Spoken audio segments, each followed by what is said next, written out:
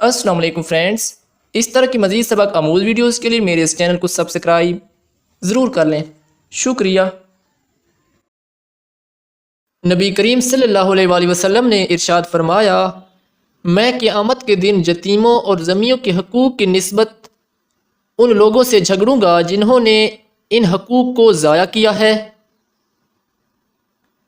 نبی کریم صلی اللہ علیہ وآلہ وسلم نے ارشاد فرمایا، میری امت کے بوڑھوں کی تعظیم کرنا میری تعظیم کرنا ہے۔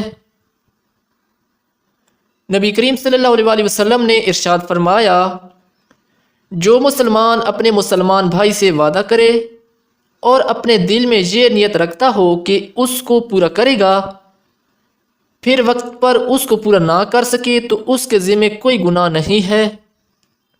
تو فرینڈز، اس طرح کی مزید اچھی ویڈیوز کے لیے میرے اس چینل کو سبسکرائب ضرور کر لیں۔ شکریہ۔ اللہ حافظ۔